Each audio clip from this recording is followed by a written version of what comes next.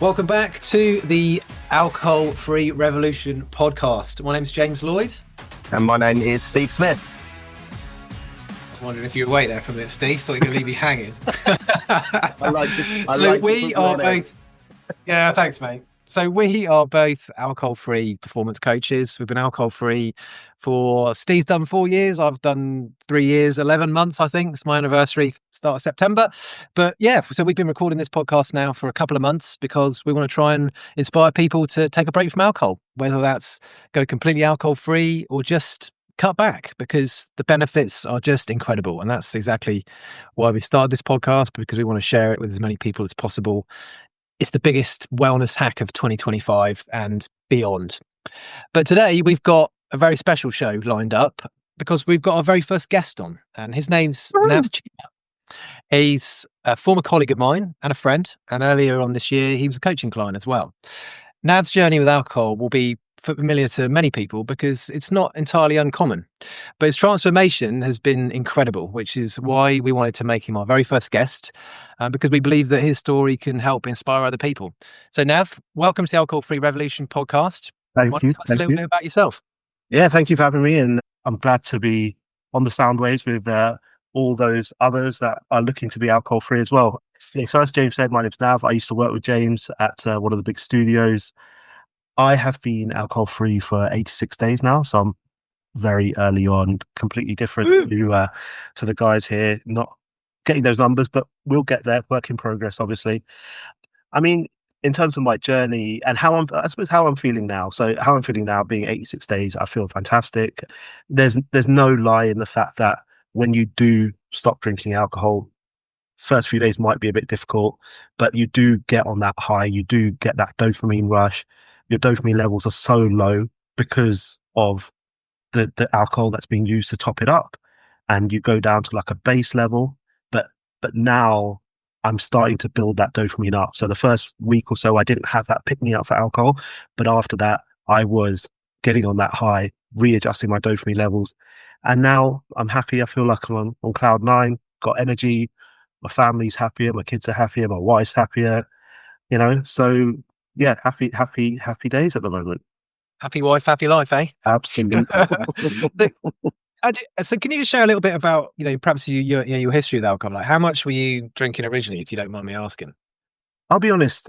I think so. I came from a background. So I'm from the Punjabi community, and I came from a background where neither my parents drank. So my mum and dad didn't drink at all. Completely teetotal. We actually owned a newsagents, but we didn't actually sell alcohol until much later because my dad actually never wanted the alcohol influence in our lives at all. So he chose to make that decision of not selling alcohol, not having a license.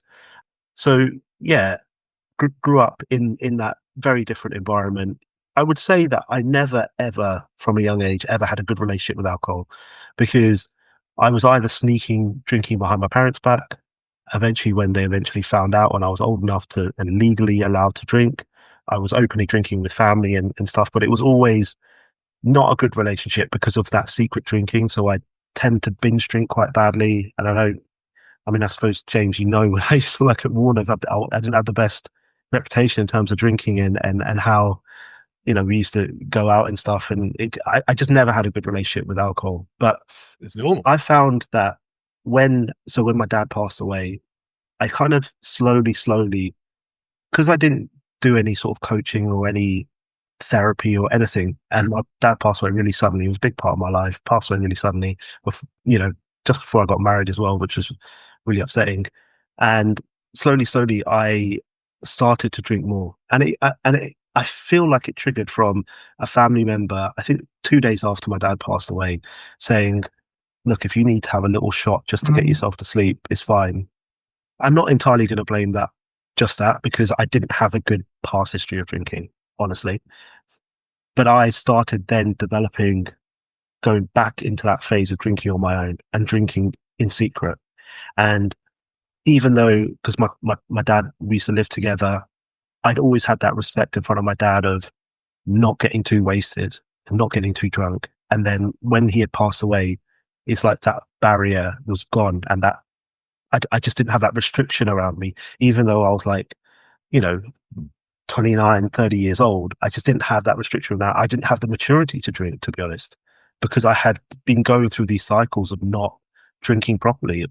There is no proper drinking, but just not drinking in a mature way. Yeah. And not having any control of it, binge drinking at any opportunity that I had. And slowly, just gradually that got worse to drinking more during the day. I was never a real nighttime drinker. And I think that's because I've always had a habit of going to sleep early and waking up early. So I've always been an early riser. So I wasn't really someone that drank at night. And one thing I will say, and I probably hate this term, and I know you guys don't like this term either, but I wouldn't say I was a traditional alcoholic. So I was an alcoholic that was just passed out all the time, blackout drunk all the time, not going to work. I was what you'd probably define as a high functioning alcoholic. So I worked. A lot of people didn't even realize I'd been drinking when I was drinking. And this just snowball effect kept on escalating. COVID came, and COVID actually made it worse for me because you can listen to from my background, I wasn't really socially drinking. I was always, it's like I had this secret, and I had the secret I used to drink on my own. And that COVID made it even worse because either you do drinks on a Zoom call, which you're still drinking on your own. It's not like you've got any company with you, or you are just drinking on your own. And I think the difference with drinking on your own to drinking socially is if you're drinking socially, you tend to only drink as much as everyone else is. So you're not going to be the only person that's drunk half a bottle of whiskey or half a bottle of vodka and everyone else has just had 3 drinks, right? But if you're drinking on your own, there's no limit. You can just drink. There's no judge. Yeah. And I think that COVID period made it worse. It snowballed and snowballed. And it was crazy because my wife didn't know. No one knew that I had this issue. But I knew it was getting worse and I was getting worried about it. Mm. And that's when I reached out to James on Instagram. I remember just lying in bed up at 3 a.m., the normal time when someone's been drinking. You know, you've had a shit night's sleep. You wake up at 3 a.m. because you're thirsty, you insomnia, whatever. And I was just on my phone and I was like full of regret, full of anxiety, full of guilt, done it again. Said to myself I wasn't going to drink. I'd gone through that period. I had gone through periods of not drinking for 6 months, not drinking for a month, dry Jan, all that kind of stuff. But I was always kind of white knuckling it to get that reward at the end. Yeah. And I just felt that something had to change. I didn't know what was going to come along. And then, yeah, I just was scrolling Instagram and I saw your Instagram video where you were calling out as you'd become an alcohol coach. And I dropped you a message. I said, I don't know if you still have that message. Oh yeah. I sent it at like 3 a.m. I sent it at 3 a.m. Scroll back quite a long way, but I don't. Yeah. I sent it at like 3 a.m. and I was absolutely like, I remember my first session with you, I completely broke down. I'd never really told anyone. I'd never really opened up about this. I never really come to that acceptance of what I am, even though I knew I needed to stop. But I never really came to the acceptance of admitting to someone and that degree of, I hate to use this because people will say, oh, in your culture, the whole shame thing. But it is like a humbling experience. Maybe I wasn't ready to humble myself before, but I'm so glad obviously I reached out and turned my life around completely. And now, through this period, like I said, I'm 86 days clean. And I'll talk about, I have had relapses, but I think the thing is, I've now got to a stage in my life where alcohol is not important to me. It really isn't. Like, it's crazy to say, like, initially when you stop drinking or you've got a drinking problem, you constantly think about alcohol. You constantly think about it. Yeah. Right now, I don't constantly think about it. I never thought, if I went back to September last year when I first reached out to you, I don't think I could have gone half a day or a day without thinking about alcohol. No, I think you're spot on because I remember, because really I'd say probably for the first couple of months, yeah, you could put 2 or 3 days together maybe, but yeah, we got to the point, and then you had a bit of a kind of breakthrough, I think, around Christmas time. Yeah. Kind of what I wanted to ask you, actually. You mentioned there that you'd taken kind of quite long breaks before in the past. Yeah. So what was actually different about it this time round? What's happened over the last sort of 6 to 8 months? How have you got to where you are now in a much better place as opposed to before? I think it's a lot of obviously the coaching from yourself, but it's the independent learning in terms of reading the books that Alcohol Explained, the books that you guys have talked about. I think it was last week or the week before. Building and just understanding what alcohol really is, just understanding that bravado and that whole show behind alcohol, to really pin it down for what it actually is, right? To really see through all of that nonsense, to understand that in the previous times, like I said, I've been kind of white knuckling it, like just trying to get through, still thinking of it as a reward. Now I look at it, I'm like, that's not, I see it for what it is. That's not the reward. That is not the reward. And it's not what I want to depend my whole life on, because at the end of the day, it's such an addictive, substance, and it will. If you're drinking during the day or you're drinking on your own, no matter how much control you think you are in, it will take over your life. It 100% will. I personally think like the government should, the way they talk about like obviously smoking and all the health risks about smoking, and I think we've talked about there should be health risks on top of alcohol bottles. I don't know if we're anywhere near that. That's coming. That's coming next year. I hope so. But the government should have a program just dedicated to people that drink on their own, because drinking on your own has become normalized now in society. But that is one of the worst triggers. Like for me, if I didn't drink on my own, I don't think I would have developed this issue with alcohol. But yeah, go on. Sorry, Steve. No, sorry. You go. Yeah, but I think because I did drink on my own, didn't have this good relationship initially, secret drinking, that's what just exacerbated this even worse. And I just went down that path too fast.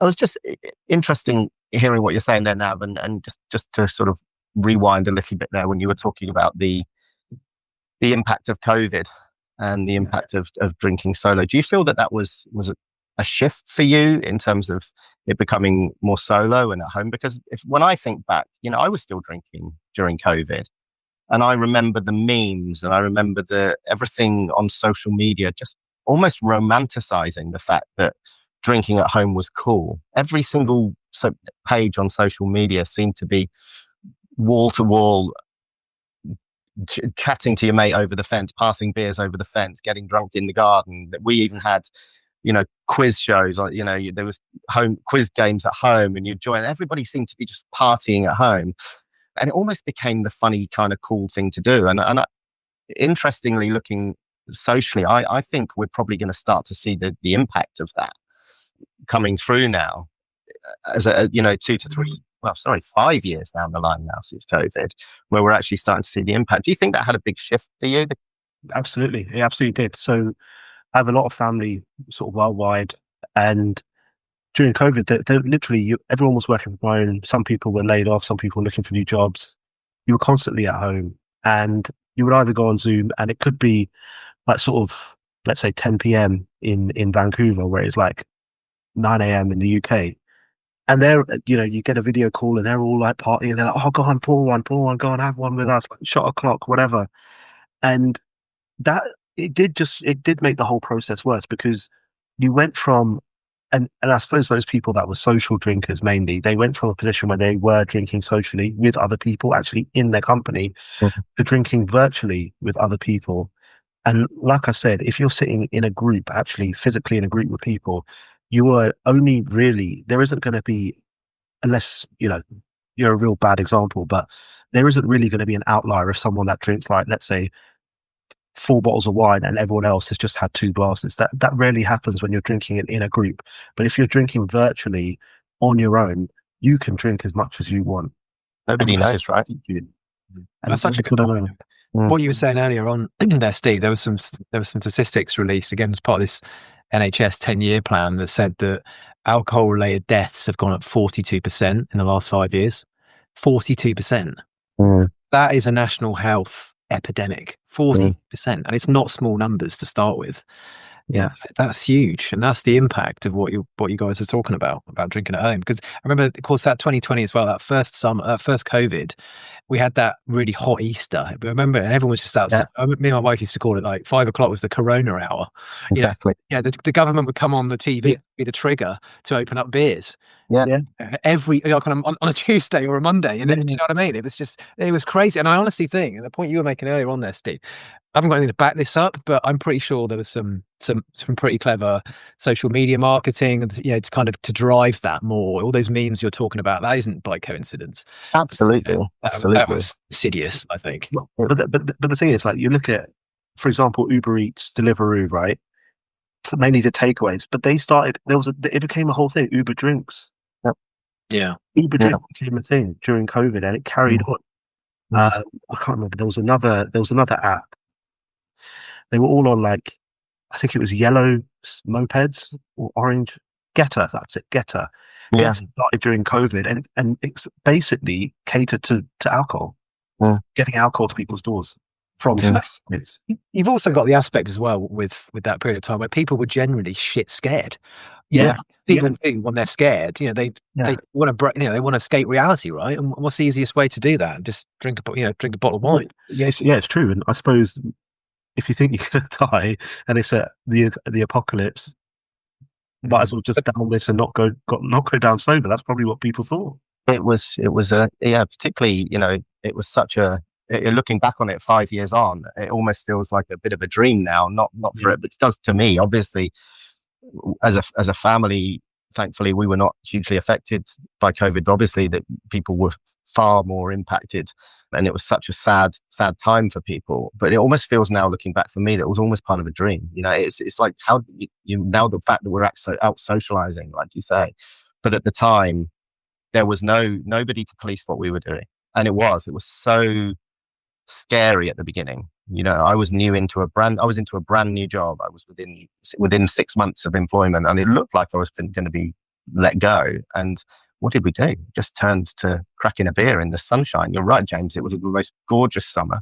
Yeah. There were no planes in the sky. The skies were blue. The sun was shining. Everybody was drinking. I live next door to a brewery. It was fill your boots time, really. So yeah, well, I actually got a barrel and a pipe fitted at home. Well, and then obviously, if you look at it, like, you didn't really have a schedule during COVID. Like, literally Monday to Sunday just blended in together. There wasn't any schedule, so you were basically at home. Like you said, if you're working, fine. You're working from home. You can just sit in the garden, work from home. And back then, I suppose pre-COVID, working from home was a bit of a novelty. Most places allowed you once or twice a week, sometimes once a fortnight. I went from 100% working from home, or you're on furlough, so you're getting paid to sit at home.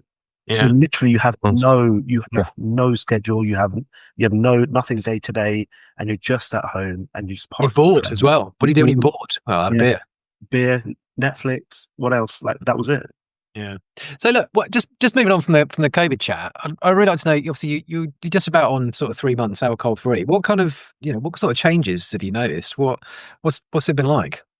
Oh, it's been amazing. So, in terms of, like, energy levels, and this is not a joke. Like, you genuinely have crazy amount of energy. You kind of, I think, James, you said this to me as well. Like, people that don't drink, like, you can just tell they, like, emit something. Like, you can tell that someone is at a function or at a party or at a gathering, and they're not drinking, but they're still having a good time. And you can actually see that they're actually just having a good time. They're just happy to be in the company of people, and those people that they want to be in the company of. What else has changed? Your sleep is probably the first thing. So absolutely the first thing. Your sleep goes 100% better. I used to do a lot of stuff in the gym. I do a lot more now. You've got so much more energy. But I've got a young family, and you actually value that time so much more. And this is going to sound so cliche, but time is kind of like rushing along when you've got young kids. Like, you blink and suddenly, they're born. You blink and suddenly they're in primary school, and then they're in secondary school, and then university, or whatever. And for me, now I look back at that and I think, damn, I literally would waste days of not being present, like being present physically but not mentally, because I was drinking or under the influence of alcohol. In some cases, don't remember some of the conversations I've even had with my kids, right? And I look back at that now, and they're growing up so fast, and I want to make sure I'm present for all those moments now. I want to be there for all those moments. The other thing is with kids as well is the whole role model aspect. I think for me now, if my kids, started drinking, and obviously it's their choice, I think I'd be absolutely heartbroken. because I would just feel that, is that because they still remember at a young age of 7 that their dad used to drink? You know, have I put that influence in them because my wife doesn't drink? You know, my mum doesn't drink. No one else in the house drinks. So is it because of that? So all of these aspects have just brought me to this better place, and I am such much happier place, more present with my family, more energy, just a really much happier person. That's I'm fantastic. just gonna. I'm a dad myself now. Yeah. I have 2 young boys myself, and I just want it.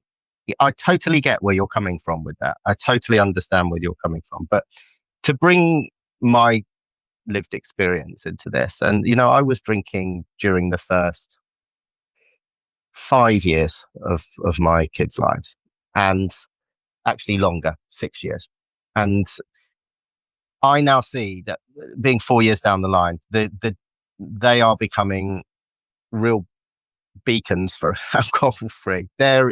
I I'm looking at it from a different angle. I'm the same. You know what?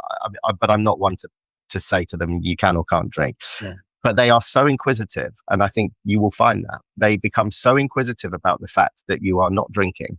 My sons ask me all the time, and I now look at it from an angle of, you know what? If they make that choice, I drank for 30 years of my life, and I feel that I now can educate them the best that I possibly can, and they will know. And I think you do you, but I can promise you they are learning everything from you when you take that choice to go alcohol free. They are watching, and they will watch more and more. And the longer that goes, the more and more they will become knowledgeable about what it is that you're doing. You're becoming that lighthouse for them.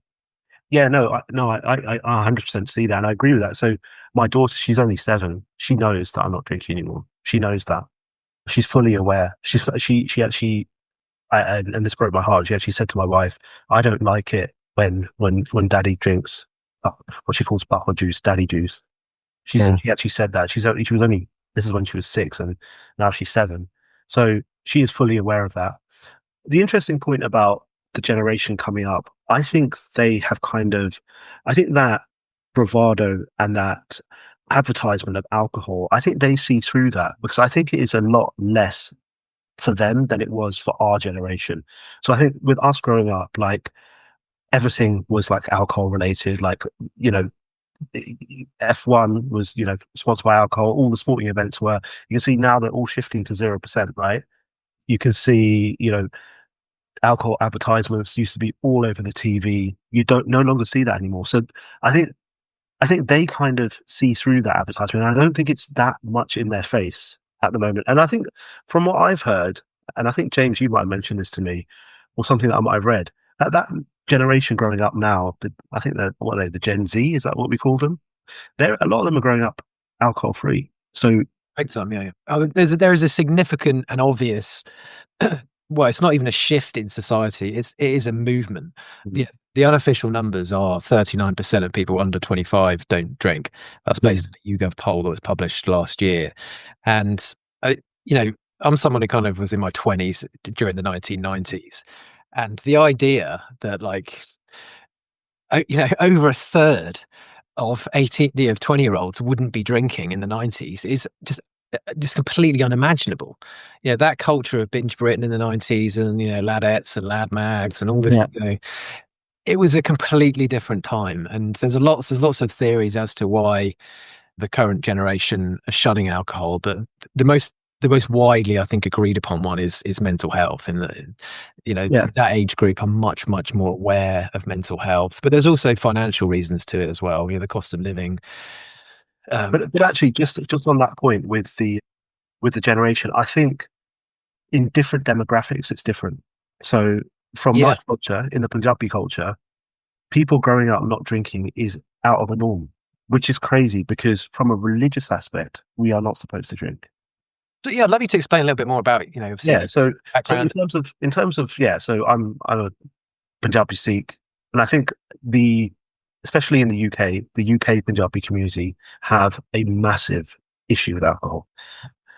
I've joined a couple of groups. One's called Alcohol Free Sikhs. So just plugging that, if there is any Punjabi or Sikh people watching this or listening to this, sorry, please go on there. There is a huge drive to try and bring that, because I think our community is, I want to say, even 10 years behind that Gen Z, or where the rest of society is in the UK now in terms of being alcohol free. I think a lot of it is down to the culture at weddings. So it's expected to have an open bar. You're expected to have copious amounts of booze. Expected to just, and also I think within our community, it's more expected to go into hard drinks earlier. So where in other cultures they might stay on beer, and most people drink beer, and up until like sort of in your 50s, it maybe they think, oh, whiskey, that's for like old people, like 50 years old. But in the Punjabi community, it's more, have this, you'll put hair on your chest, like this is a proper drink, this is a man's drink. Oh, yeah, that's nothing, you need to drink this. That's kind of the peer pressure within that community. But yeah, there is a drive to change that. I think this is actually particularly more of an issue in the UK than Punjabi communities elsewhere. There is an alcohol problem in India and in other areas, but I think particularly in the UK, I think it's probably the worst for the Punjabi community. Why do you think that is? I think a lot of Punjabis that came over in the late 70s, early 70s and the 80s, they tried to, Punjabis are very sort of warm and like open people. And I think they tried to go head first into the culture. And at that time, the culture was that ladette culture, go down the pub, and all this kind of stuff. If you go to India and Punjab, all the places to get alcohol are government owned, right? There are no pubs, but bars were like they didn't exist in India and Punjab. Now they have started opening up, but before they didn't exist. So when they came here, they'd gone into that culture. And I suppose in the 70s and 80s, the pub culture was thriving in England. And I think just to make themselves more inclusive, that's what they did. Started drinking, and now, especially where I live, and a lot of areas in Birmingham and Leicester and other areas, English pubs are closing and they're being replaced by Punjabi pubs. So we've kind of, in a way, so you've moved away. Community as well. Yeah, so like the British white culture is slightly moving away from the pub culture, has been replaced by Punjabis who are opening up Punjabi pubs where, I mean, the food is great. If you ever go to a Punjabi pub, the food is always going to be great. But it's a big drinking culture across the UK Punjabi community. Yeah. So what I want to ask you about, when we spoke, I think maybe it was a month or so ago, you were telling me about some weddings you've been to recently since you've been alcohol free. How have you found that? Because I still hate weddings because I find them really difficult because they're so long. But tell me about your experience. To be honest, I've been to a few weddings now, and I've really enjoyed them. I think because I've just come out and just been like, look, I think the first wedding I went to, I just made the excuse, look, I'm driving. And they were like, oh, just get your wife to drive. And I was like, no, she's gonna have a glass of wine. My wife doesn't. Yeah, if she has a glass of wine, she's gone. So I was like, no, she's gonna have a glass of wine. I'm driving. That's my duty, And then for the next wedding, I made the excuse that I had one of my daughter, which true actually. My daughter was doing a ballet performance, so I wanted to be present for that. It was like 8 a.m. But I have found, and I know you say that you don't really enjoy weddings. I absolutely love weddings. I love them even as a non-drinker. I think the food. I think Punjabi weddings, the food is fantastic. So I absolutely love that. You're meeting up. Our weddings, I mean, typically have like 300-400 people, but you're basically meeting up with like all your extended family. So if you don't like talking to one group of people, you're not stuck on it. You just go off and speak to someone else, right? If you find a load of people lingering at the bar that you don't want to speak to, just go head off, sit on the table. There's always going to be someone for you to speak to or mingle with or whatever. And to be honest, I enjoy the Punjabi music scene. So, sometimes I get on the dance floor and enjoy myself that way as well. And I think that's the thing. Like before, it was like, oh, you've got to be drunk, have this inhibition to dance or whatever. My kids enjoy dancing, so I don't want to bring that to them. That obviously I'm at the bar getting hammered, and I need that to go out on the dance floor. They were dancing. My daughter, like I said, she's a ballerina. She does ballet. She does ballet performances. So she loves dancing. So, Daddy's got to get on the dance floor and dance with her. It's crazy, isn't it? Because when you're around, when anyone's kids and they're at weddings, that you can't get kids off the dance floor at weddings. But then all of a sudden we kind of get to our mid-teens and alcohol starts to come in, and everyone's like, "Oh, I couldn't possibly dance unless I was hammered." But kids don't have a problem with it; they love it. No, they absolutely love it. They absolutely love it. And I, I suppose the one thing with weddings is they always, with our Punjabi weddings, it always gets to a bit right at the end where all the drunk men get on the dance floor. At that time, you kind of know, right, get the kids off, right, it's time to go. And you get home at a nice time, you're not hungover the next day. Like I said, present, good sleep. That's it. Fed, enjoyed the food. Actually, that's the other thing.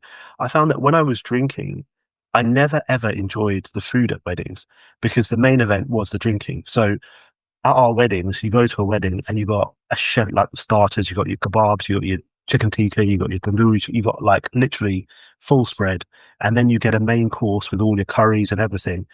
And what I found when I was drinking was I would have the starters and then get absolutely hammered, not have any of the mains or dessert or anything, and then on the way home pick up a takeaway.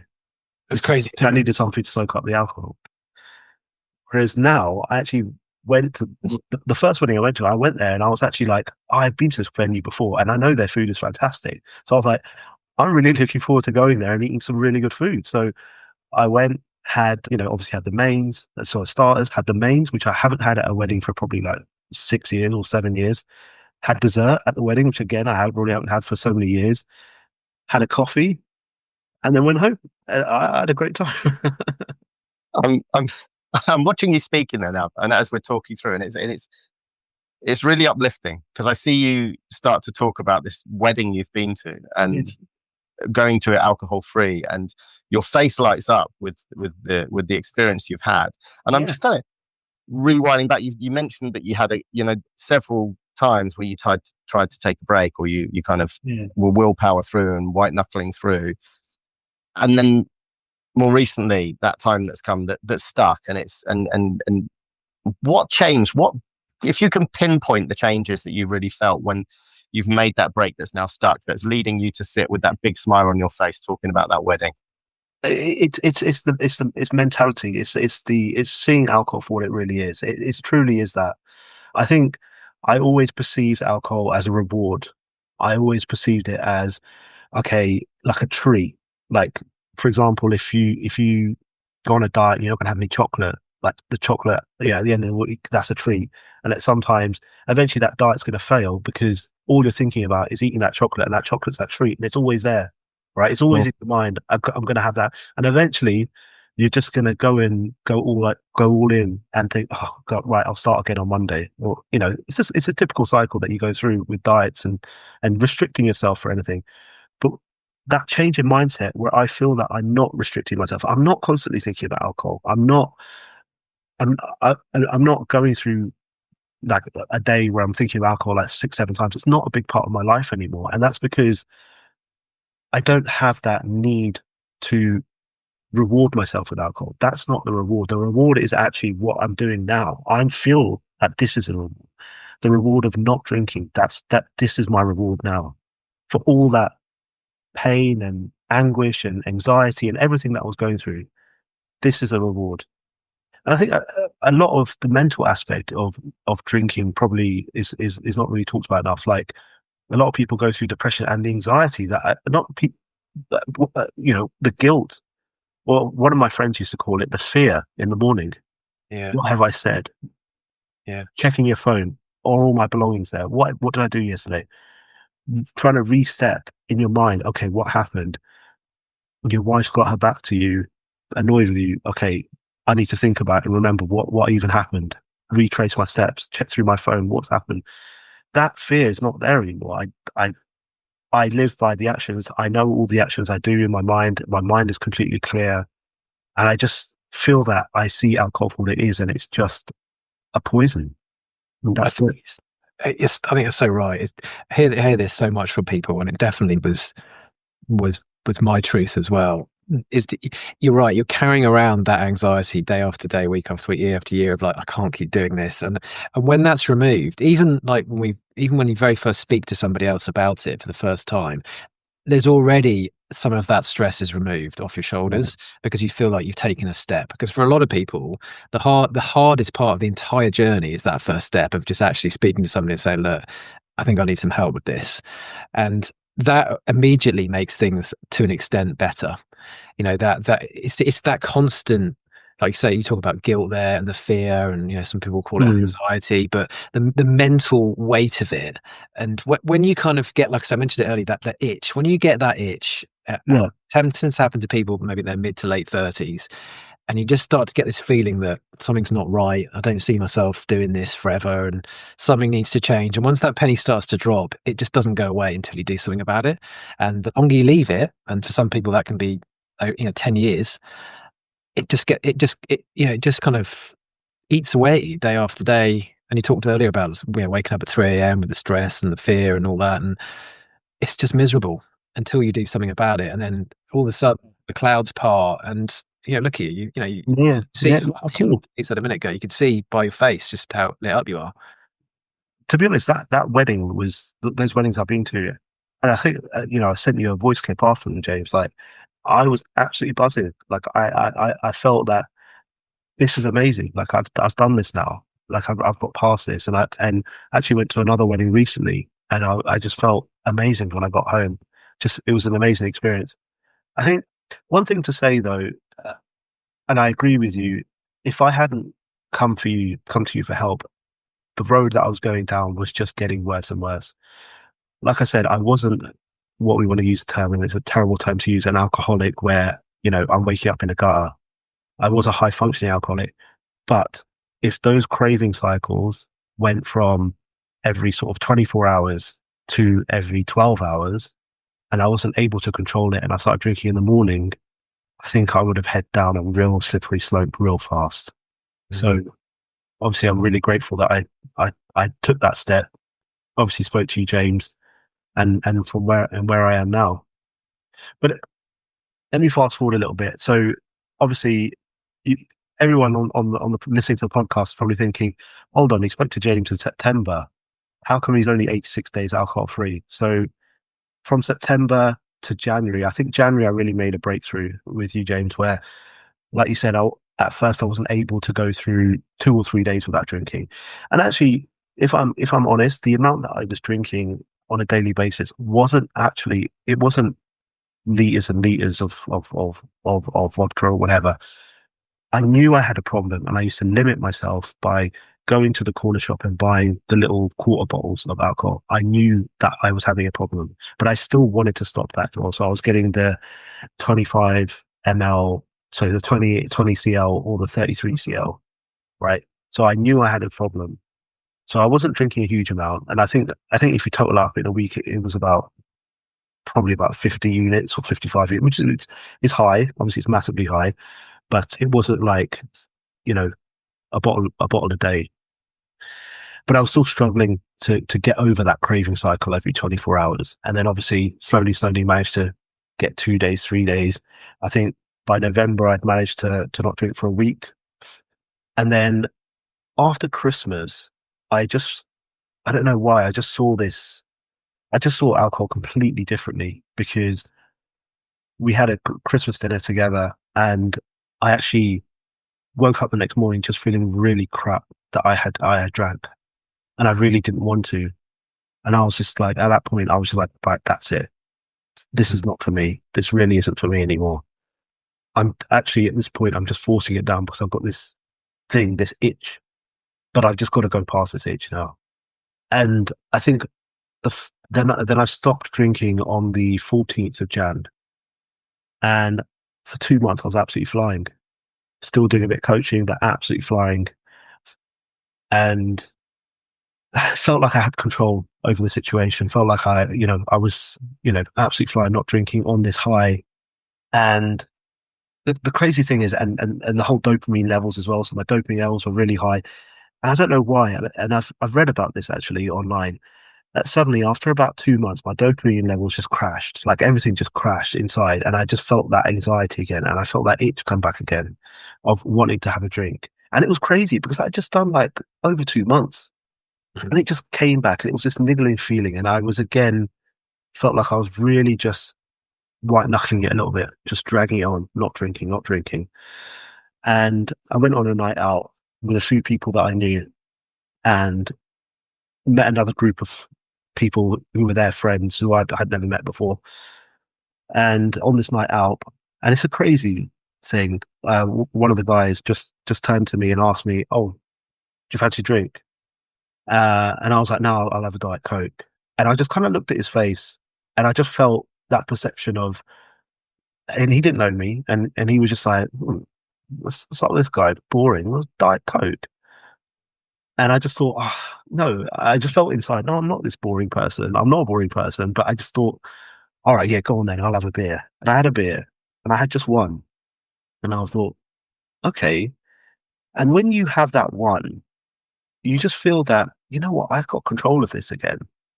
And I think that's that one key word. And I've read a lot of alcohol-free forums where they talk about control. You can have control over drinking. I think if you get to the level that I was, where you're drinking during the day and you're drinking in secret, you've already lost control. For sure. Yeah. Right? It doesn't matter even if you're only drinking like 3 or 4 drinks, but if you're drinking on your own and you're drinking in secret, you've lost control. So there was no way that I could get back that control. And for the next 2 or 3 weeks, I struggled and went back into those same patterns of secret drinking. And my wife found out, and yeah, she was absolutely devastated. She thought I'd got to be honest, she didn't know the extent of my drinking and didn't know of this whole secret drinking and how much I was drinking.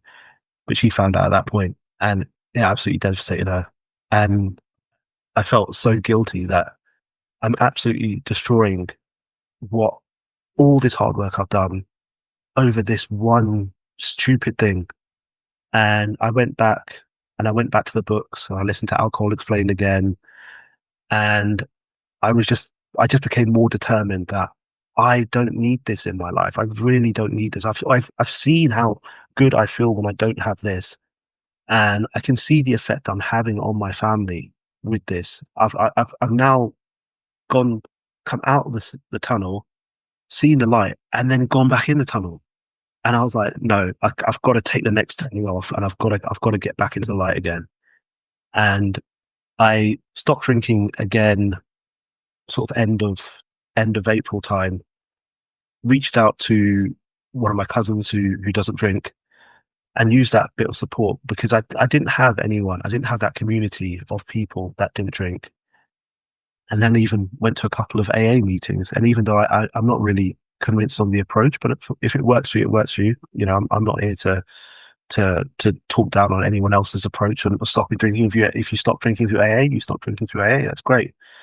But I've mainly used it for that community, and I've made some great friends there since then through AA. And I just built that little community because I was doing this completely on my own. Like I said, no one knew about this secret drinking apart from James. No one else knew. And then opened up to my cousin who was also alcohol free. He's been alcohol free for about 3.5 years. So, you know, had that bit of support from him, and then found out that one of my other cousins is also turned alcohol free. He's 90 days alcohol free. So it built this little community between the 3 of us and the family. And then I also had my wider community. And I think that's one of maybe the mistakes that I made first time round, that I didn't appreciate that doing this alone, you do need to have someone to celebrate. Like I think, James, as you've said in the past to me, you do need people to celebrate your milestones. You do need to have that community. Yeah, I agree. Even if, like, at some point I was just like, I don't want to hear alcohol. I don't want to hear about it because it's going to make me think about it. But sometimes it is inspiring listening to other people's stories. And that's why I still, even now, I went to an AA meeting on Sunday. I just went to listen to other people's stories and just be inspired by it.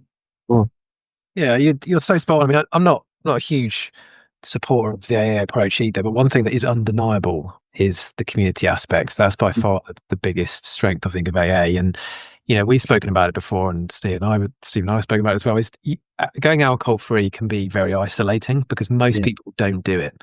And the vast majority of people are not part of an alcohol free community, and they're doing it on their own.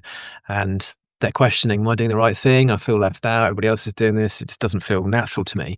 So being part of a group, and obviously, you've got a Facebook group there that you're part of, and that's really what Steve and I are trying to do here. We're trying to broaden, the community around alcohol free, because it is something that's absolutely growing. But for most people, it's not part of what they're, groups that they're in. But I just wanted to just go back to something you were talking about earlier there, and thank you so much for sharing that so openly and honestly.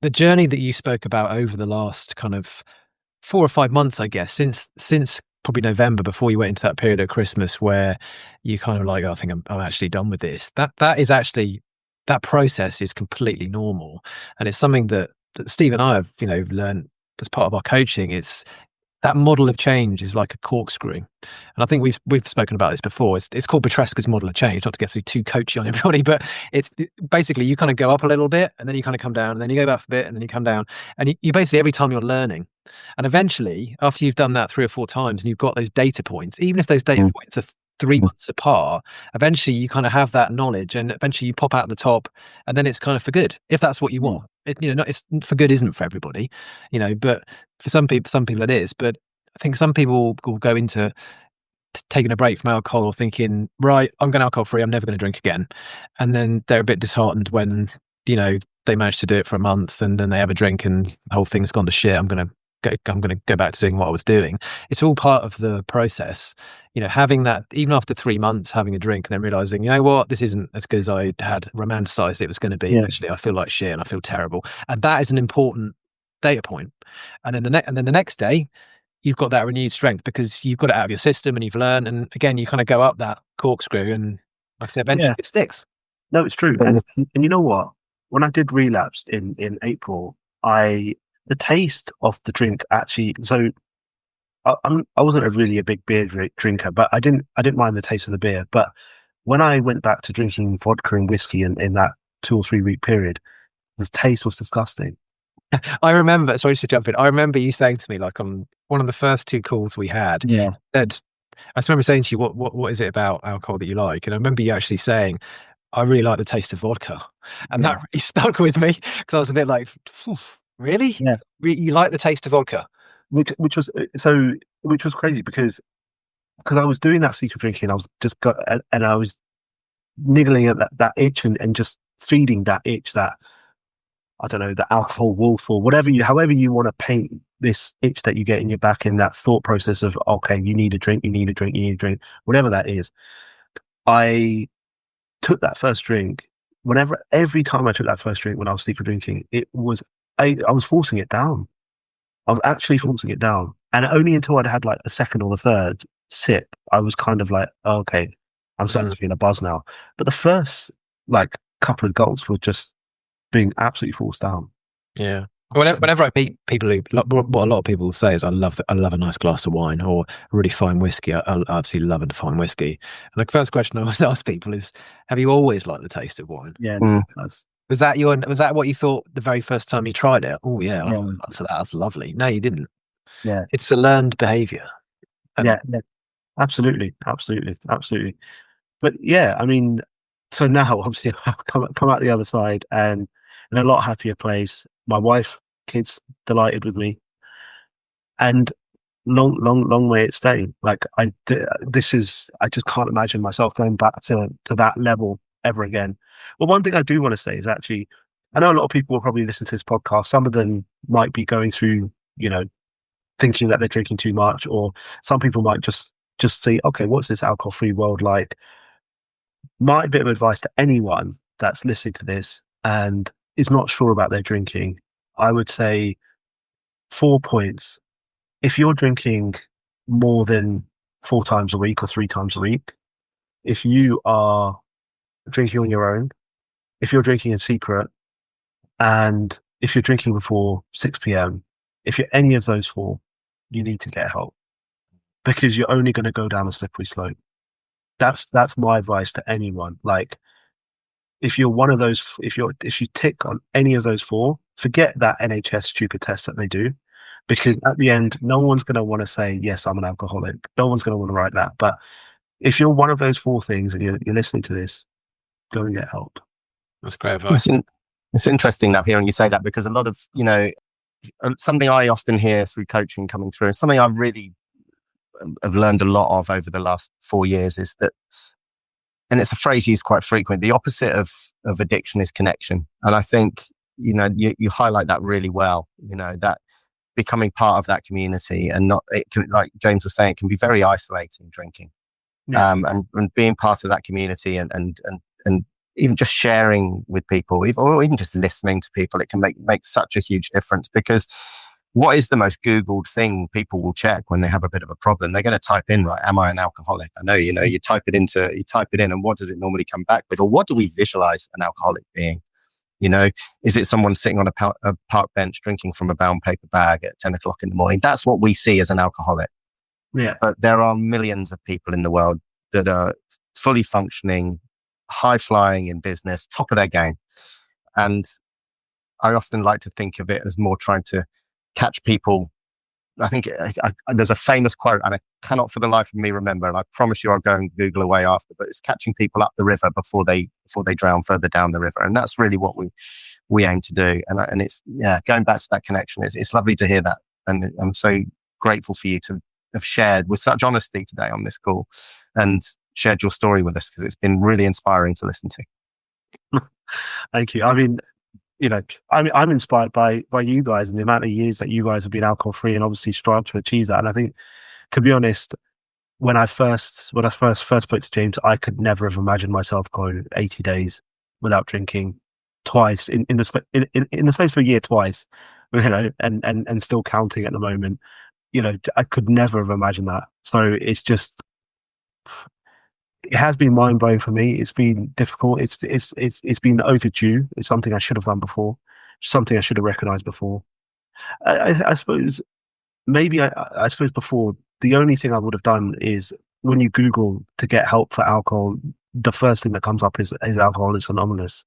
So it's AA, or you go and speak to the NHS. There isn't really, and I think with this podcast, obviously, it's been, hopefully, I'm sure people are going to listen, it's going to be helping them, but also you guys as professional coaches as well. That's really going to help people, because, like you said, I'm not convinced by the methodology of Alcoholics Anonymous, but I do think the community spirit side is there. But I think in terms of the coaching, the advice that you guys have been giving in the first few episodes with the books to read and the techniques, I think that's the way to go. And that's what's worked for me. So, thanks, yeah. Listen, I guess we'll wrap it up. But that's been an absolute inspiration, and thank you. No, I appreciate it. You said a moment ago, thank you so much for being so completely honest and transparent. And one of the things that needs to change in the world of alcohol is the whole stigmatization, and that's part of the reason why we try not to use alcoholic as a term, because it does stigmatize people, and it's at the end of the day, alcohol is addictive to human beings. So this is where I think the coaching approach differs from AA, because AA is about, you're defective. Yes, it's a problem with you. And I don't. I think a lot of people don't believe that, and the problem is what is in your glass, not you as a person. Yeah, and I think anyone who's listening to this program who resonates with what you said, you shouldn't label yourself as being something like that. It's because you are reacting to something that's poisonous and that's addictive, that's in your glass. It's not you, and you shouldn't stigmatize yourself for that. So thank you for coming on and being so open and sharing your story. And like I say, it's incredibly inspiring, and I'll speak to you. We'll both speak to you again soon. I think we'd love to have you on a future episode and hear it. But I'd love to. I'd love to come back, and maybe when I hit my 1 year milestone, I'll 100%. We will book you in. We are so looking forward to it, and genuinely, we'd love to hear more about your journey as you progress. Now, it's been. I echo what James says. Thanks so much for sharing your story with us. It's been really inspiring. Great. So Steve, whereabouts can the audience find your wonderful coaching services? So my website is www.soberilliant.com, and you can find me on Instagram by searching sober.illiant. And yourself, James? Fantastic. Yeah, Steve's got Instagram covered. I've got LinkedIn covered. I'm James Lloyd on Instagram. My website is alcoholfreecoach.com. Just drop us a text or drop us a message. We'd love to chat to you about anything to do with alcohol. Awesome. James, Nav, it's been awesome. Look forward to catching up soon. Thanks, fellas. Thank you very much indeed. Cheers.